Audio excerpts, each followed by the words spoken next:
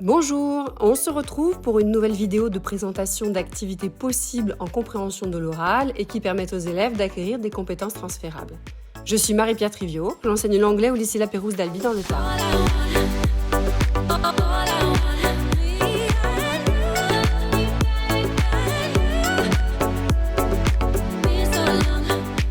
Nous commençons donc avec les activités d'écoute autour du document Martian Droppings Cookie Recipe que Rodolphe complétera en deuxième partie avec une proposition d'activité de post-écoute.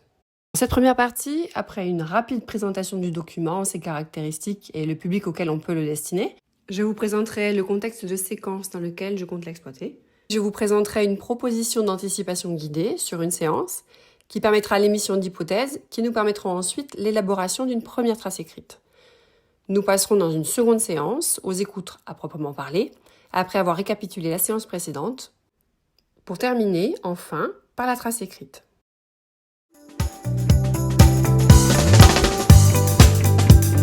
Ce document est un extrait de podcast trouvé sur WBUR, qui est une antenne locale de NPR, que j'ai un peu modifié, il est donc didactisé et raccourci. Vous trouverez le document d'écoute et le lien vers l'original sur le site des langues de l'Académie de Toulouse, en scannant le QR code, de même que la capture d'écran qui me sert aux activités d'anticipation. Ce document peut paraître un peu long avec ses 1 minute 30 au premier abord pour des collégiens, mais dans l'ensemble, le débit est plutôt lent et bien articulé, et l'interlocutrice réfléchit en parlant, ce qui la fait poser pendant qu'elle parle. Donc l'extrait me paraît tout à fait abordable pour des élèves qui visent un niveau A2.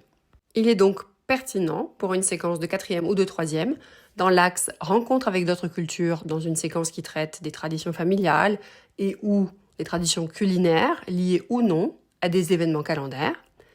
On peut aussi envisager ce document en seconde, dans l'axe vivre entre générations, ou même pour des activités de liaison 3e, seconde.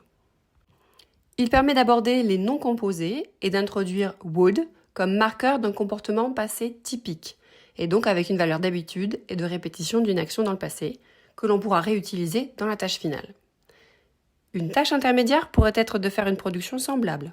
Parler, en expression orale en continu, d'un plat ou d'une recette familiale associée à un événement particulier.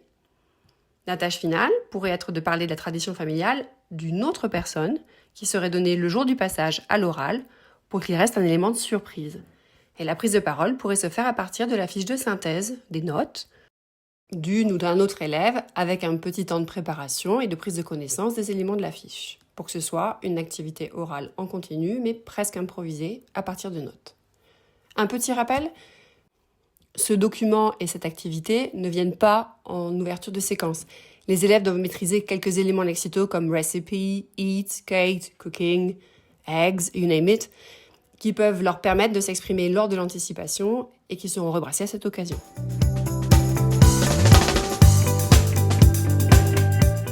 Les activités d'anticipation permettent aux élèves de mobiliser le lexique qui sera peut-être entendu dans le document sonore. Il sera important de faire répéter les mots et expressions avec une prononciation et des accents toniques justes pour augmenter les chances que les élèves les reconnaissent lors de l'écoute. Il faut réduire l'écart entre ce qui est reconnu à l'écrit et ce qui est reconnaissable pour eux à l'oral. C'est pour cela que je vous propose de travailler sur 2 séances. Une séance pour l'anticipation avec brassage du lexique et émission d'hypothèses. Une deuxième séance avec rebrassage, recap, avant d'enchaîner avec les écoutes à proprement parler, la trace écrite et les activités de post-écoute. On peut envisager plusieurs possibilités dans les modalités d'anticipation. Soit mener l'anticipation de manière collégiale tout du long, on laisse les élèves interagir en classe entière, en répartissant la parole et en corrigeant à la marge les énoncés qui ne sont pas compréhensibles pour les autres. Soit on propose un temps d'échange en groupe et on met en commun en classe entière en incitant les élèves à réagir à ce qui est proposé par les autres, en rebondissant, en continuant de réfléchir. Soit enfin, on propose un travail d'abord seul, en individuel, pour ensuite confronter et enrichir ces trouvailles en groupe, pour finir avec des échanges en classe entière. Les temps d'échange en groupe et en classe entière se font toujours en anglais, bien sûr, et il sera exigé des élèves qu'ils produisent des phrases complètes. On rappellera aussi qu'il s'agit de confronter ces idées, pas seulement de restituer des éléments. On donnera des consignes complémentaires à chacune des étapes. Donc on peut demander aux élèves « Can you describe what you see? Pick out words or expressions from the texts and pair them Link them to an element of the picture and give your opinion about what it means. Des mises en commun, s'il y a des temps en groupe et en individuel, on précisera confront your hypotheses to the other members of your group and exchange. Do their ideas give you new ones? Je rappelle la consigne proposée. Can you describe what you see? Pick out words or expressions from the texts. Pair them or link them to an element of the picture and give your opinion about what it means. On peut s'attendre à des productions de type There is a play button and the word radio at the top. Maybe it is a radio program or a radio show. We can read Alison Steins under the picture, and there is a woman on the photograph in the middle. I think the woman's name is Alison. In the caption, we can read a photo of a family, and we can see a photo in the woman's hand with 2 adults, a baby, and a child. I guess it is Alison's family. There is the word recipe in the title, and we can see utensils at the center of the picture. The audio can deal with a recipe, etc. On s'attend aussi à ce que cookie soit relié à gâteau vert, le sourire d'Alison peut-être à family ou à favorite. Les notes qui sont écrites à la main et que l'on voit au fond peuvent être associées à recipe de nouveau.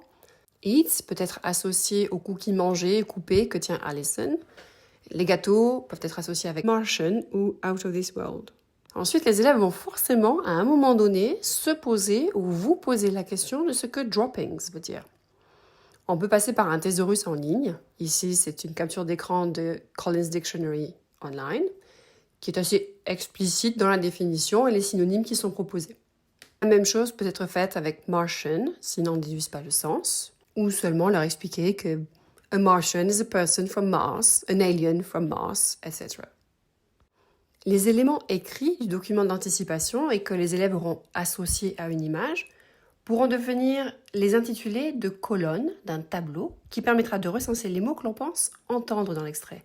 Comme dans cet exemple, où l'on retrouve Martian, Alison and family, radio, cookie recipe, eats. On peut fournir aux élèves une grille vierge, on conviendra ensemble des intitulés de colonnes, à eux ensuite de les remplir avec les mots qu'ils pensent entendre. En autonomie, soit individuellement, soit par îlot, par paire, ou de façon plus collégiale en fonction du niveau et de l'autonomie du groupe. Ce qui n'empêche d'ailleurs pas de laisser un temps entre pairs pour faire un brainstorm avant une mise en commun, en fonction du temps dont on dispose. Il est envisageable aussi d'avoir un élève scripteur qui tape les éléments suggérés par les autres sur le document qui est vidéo projeté, depuis la console de l'enseignant ou grâce à un clavier et une souris sans fil. Et toujours en fonction de l'autonomie du groupe, on peut proposer d'imprimer ce document-là, une fois qu'il sera complété, pour le distribuer en séance 2, pour tous les élèves, ou à minima, pour ceux qui ont des difficultés de scription. Une fois le tableau tracé ou distribué dans sa version vierge, on passera à l'émission d'hypothèse. What do you think you're going to hear? I think Alison is going to speak or to talk about her favorite recipe. She's going to explain the recipe. She's going to talk about her family, her parents, her sister. We will hear the ingredients, like eggs or flour or milk. Si les élèves n'en viennent pas seuls à proposer des ingrédients, on peut prêcher le faux pour obtenir le vrai. Do you think you will hear the word potato? No, because it's a cookie recipe. There is no potato in a cookie. There is sugar, butter, and so on. On pourra aussi demander aux élèves, why are the cookies green? Maybe because there are vegetables in the recipe, like courgette or peas. Suite à cette phase d'échange à l'oral, les élèves seront en mesure de compléter le tableau selon les modalités que vous aurez choisies. On élaborera ensuite collectivement une courte trace écrite pour présenter le document, que l'on enrichira et que l'on complexifiera. On profitera de ce moment pour travailler sur les noms composés, pour un résultat de type The document we are going to hear is from a radio program. A woman named Alison Steins is going to talk about a recipe. On enrichira petit à petit pour dire about her family recipe, puis her family cookie recipe, about her family Martian dropping cookie recipe. We hope we will learn why they're green.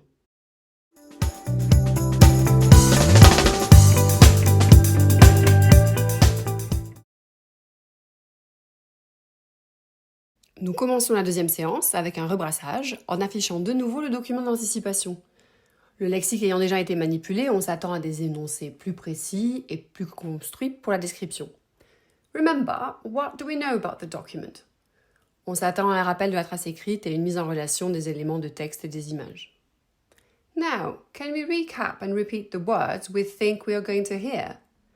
Quand les élèves auront à peu près retrouvé les mots notés dans le tableau de la séance précédente, l'enseignant en fera une lecture à voix haute avec possibilité de répétition chorale.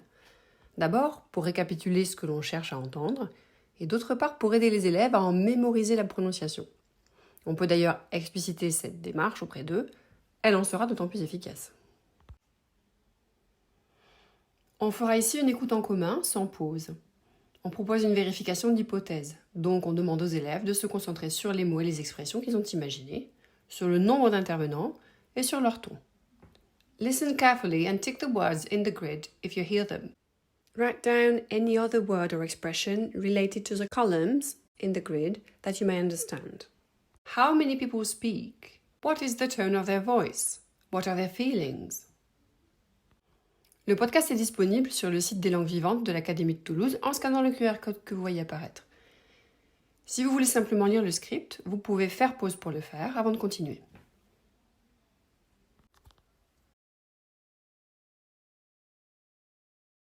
On reviendra d'abord sur les questions de compréhension globale. So, how many people are speaking? Any idea of who they are? How do you know? There are two people speaking, a man and a woman. The woman is Alison because the man says her name. He must be a journalist. What do you think their feelings are? The man is relaxed but serious. Alison is happy because she does ha ha. On peut donner les mots laugh ou joke à la demande. On reviendra ensuite sur les mots du tableau et en dernier sur les mots et expressions complémentaires repérés lors de cette première écoute. On veillera à interroger les élèves les plus en difficulté en premier. What about our guesses? Were we right? On peut s'attendre à ce que la plupart des mots anticipés et qui sont dits dans l'extrait soient reconnus. On demandera ensuite aux élèves quels autres mots ils ont reconnus qui n'étaient pas dans la liste des hypothèses. What else did you understand? Which can be linked to the columns in the grid.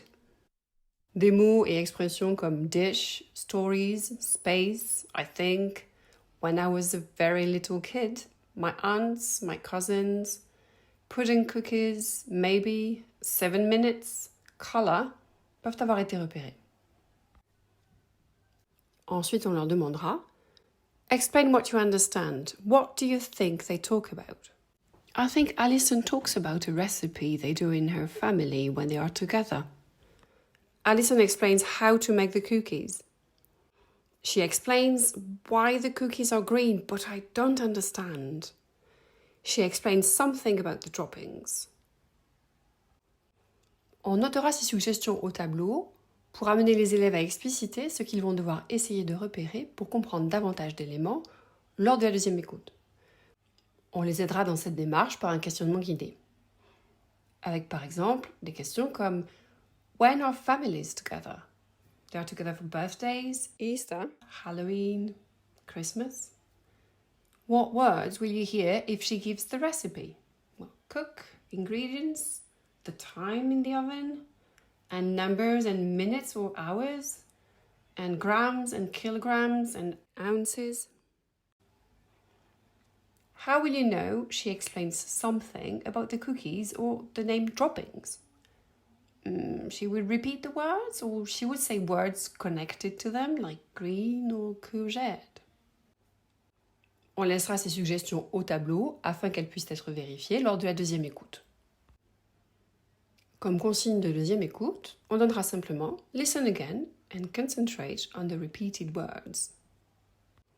On commencera comme d'habitude par demander aux élèves qui ont le plus de difficultés en activité d'écoute de proposer leur trouvaille pour les faire compléter par la suite par les élèves plus à l'aise. On commencera par la mise en commun des mots répétés en les mettant en lien avec les hypothèses qui avaient été émises, comme my mom, Christmas, wood, cookies, Martian droppings, pudding, pistachio et poop. On fera ensuite mettre en relation ces mots pour créer une phrase avec ce que les élèves pensent comprendre et qui donc possiblement n'inclut pas tous les mots. La consigne pourrait être « Imagine the link between these words and make a sentence with as many of them as you can in it ». On peut imaginer que les élèves réussissent à construire une phrase telle que « Her mom made cookies called Martian droppings for Christmas. Maybe it's a pistachio pudding ». Pour la troisième écoute, on donnera comme consigne « Listen again and concentrate on the stressed words to complete your notes ». Remember that when people breathe, ici on pourra mimer l'action, or when they pause, they may go to a different idea afterwards, and they may change the topic. Suite à cette troisième écoute, on peut s'attendre à ce que les élèves fassent sens de l'ensemble du document sans en comprendre tous les détails, ce qui n'est pas là le but. On attend d'un élève de niveau A2 d'être capable de suivre l'idée générale de textes oraux de genres différents sur un sujet familier, si le message est délivré clairement, dans un langage simple, comme rappelé dans les repères annuels de progression pour le cycle 4, et qui se réfèrent au CE-CRL. On pourra leur demander « What other words or expressions did you hear ?» toujours en commençant par les élèves qui auront relevé le moins d'items. On peut imaginer que les items suivants auront pu être relevés. Cookie recipe from space. When I think about these cookies, I think back to when I was a very little kid. My mom would host our Christmas dinner. We would have my aunts, my uncles, my cousins, my grandmother. My mom would make her famous Christmas cookies. There were Martian droppings. They are pudding cookies, made with pistachio pudding, oil, and eggs. You just mix it, bake it for 7 minutes. The color of the pudding, pistachio pudding, green like Martians. Martian poop, haha. Droppings is better than poop. Dans les phrases relevées, qui peuvent être notées au tableau ou tapées et vidéo projetées, on soulignera les phrases contenant would et on posera des questions pour les amener, s'ils ne l'ont pas compris, à prendre conscience de la valeur de would. Do you think Alison speaks about her present? No, she talks about her childhood, about past actions. How often did it happen? Was it exceptional? It happened every Christmas. It was usual. It was a tradition. What can you deduce about the function of would in these sentences? It is used to talk about a habit in the past, something that was repeated in the past. Enfin, on rédigera collectivement une trace écrite en imposant aux élèves d'utiliser would. On peut le faire a posteriori, après les premières propositions, et on proposera les groupes nominaux les plus longs possibles. This document is an extract from radio podcast. First, the radio presenter explains that they asked the listeners to tell the stories of a family recipe and introduces Alison from Kentucky. On peut remplacer the stories of a family recipe par a family recipe story. Then Alison Steins talks about a recipe her mom would do for Christmas when she was a kid. It is a recipe to make pistachio puddings, which were bright green and which they would call Martian droppings because they looked like poop. On pourra remplacer a recipe her mom would do for Christmas par a Christmas recipe her mom would do when she was a kid. Et pour pistachio pudding, which were bright green, on peut le transformer en to make bright green pistachio puddings. J'espère que cette proposition de démarche pourra vous être utile. Je vous laisse maintenant en compagnie de Rodolphe Morel pour des activités de post-écoute sur ce document. À la suite du travail présenté par Marie-Pierre Trivio, je vous propose quelques minutes de réflexion sur des aspects phonologiques du document. Je suis Rodolphe Morel, professeur d'anglais à Gourdon dans le Lot, et je vais vous accompagner dans l'étude de plusieurs phénomènes du discours spontané, extrait d'une phrase de l'enregistrement proposé par Marie-Pierre Trivio. L'extrait sur lequel je vous propose de travailler est l'extrait suivant. You just mix it and then plop it on an ungreased cookie sheet and you bake for maybe about 7 minutes. Je traiterai ici ce fragment très court en 4 points. Mais vous êtes, bien sûr, libre de sélectionner les aspects que vous souhaitez aborder en classe selon vos objectifs et le niveau de familiarisation de vos élèves avec les phénomènes phonologiques abordés. Dans un premier temps, comme pour toute activité de post-écoute, nous demanderons aux élèves de transcrire la phrase entendue. Dans un deuxième temps, nous proposerons aux élèves de découper cet énoncé en groupes de souffles, délimités par les intonations, et d'en étudier l'accent de chacun d'entre eux. Dans un troisième temps, nous nous concentrerons sur la différence entre la caractéristique tendue et relâchée dans les phonèmes et i de l'énoncé à l'aide d'une activité de classement. Enfin, nous ferons observer un phénomène consonantique inconnu en français, le coup de glotte, qui peut parfois, dans le discours informel, remplacer la dentale t. Tout d'abord, et comme de coutume, nous demanderons aux élèves, à la suite d'écoutes successives du segment que j'ai sélectionné pour vous, de tenter de retranscrire ce qu'ils entendent. Au vu de la brièveté de ce segment, je vous conseille de diffuser le segment aux élèves au moins 5 fois, afin qu'ils puissent obtenir une transcription la plus précise possible au vu de ce qu'ils entendent. À la suite de cela, on projettera la retranscription du segment au tableau afin que les élèves puissent comparer leurs tentatives au réel. Dans un second temps, on invitera les élèves à procéder à un repérage des groupes de souffle du segment, également appelé unité intonative. Pour ce faire, on invitera d'abord les élèves à matérialiser, à l'aide de slash ou autres symboles délimitant, les pauses dans ce qui est entendu. La correction sera affichée au tableau après l'activité. You just mix it and then plop it on an ungreased cookie sheet and you bake for maybe about 7 minutes. On demandera ensuite aux élèves d'ajouter à la fin de chaque groupe de souffle l'intonation qui termine celui-ci. Activité que l'on corrigera dans la foulée. You just mix it and then plop it on an ungreased cookie sheet and you bake for maybe about 7 minutes. On fera remarquer aux élèves la prévalence des intonations montantes qui signifient, lorsqu'elles sont fréquentes et concentrées dans un segment réduit, une énumération, ou bien le signe que quelqu'un réfléchit au moment où il parle. Ces deux cas de figure sont réunis ici, dans ce segment, puisque la locutrice énonce les étapes d'une recette, énumération donc, qu'elle se remémore à mesure. Plusieurs éléments inattendus sont à signaler. Une intonation descendante après « you just mix it », You just mix it. alors que l'on aurait pu s'attendre à une intonation montante signalant un début d'énumération. Au vu des ingrédients qui viennent d'être énoncés précédemment, pistachio pudding, biscuit, oil and eggs, la locutrice se souvient précisément et facilement de cette étape et l'énonce donc avec un ton définitif, d'où l'intonation descendante. Une voix qui reste au même niveau après on et for. On an ungreased cookie sheet and you bake for maybe. Il n'y a que 4 intonations en anglais. Rise, fall et for rise. Et la voix de la locutrice qui reste au même niveau signale que, malgré la pause entendue, le groupe de souffle qu'elle énonce n'est pas terminé. On peut donc supprimer les pauses matérialisées après on et for.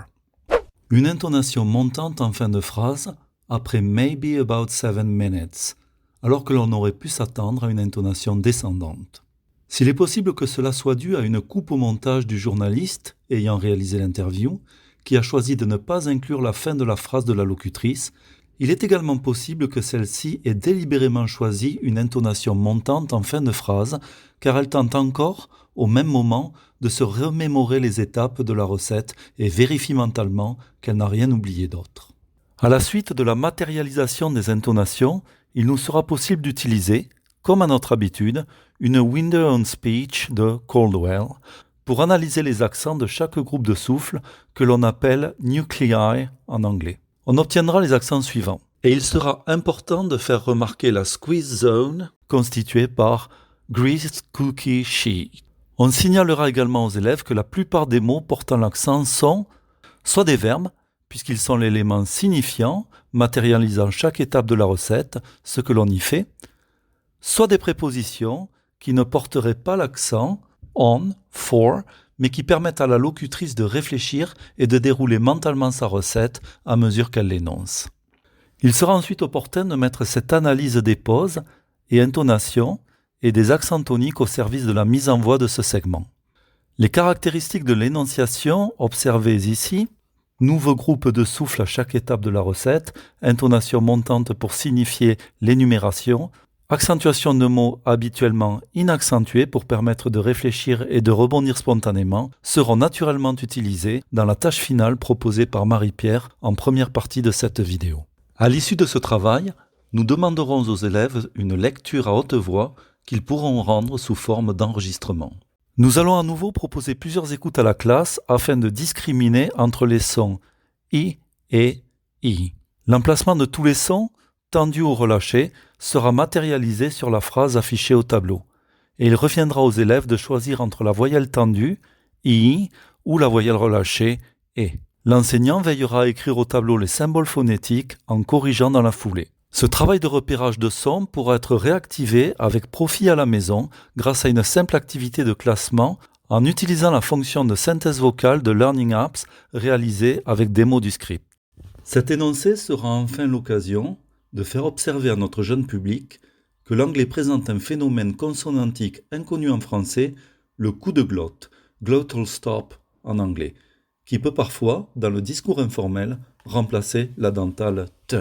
Voici donc la version attendue et la version entendue. You just mix it and then plop it.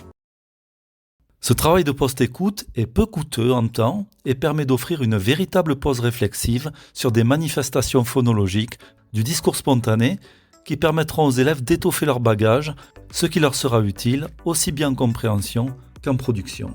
Je suis Marie-Pierre Trivio. Et je suis Rodolphe Morel. Nous espérons que ce travail vous sera profitable et vous proposons de revenir dès la semaine prochaine pour des publications régulières sur le site des langues de l'Académie de Toulouse.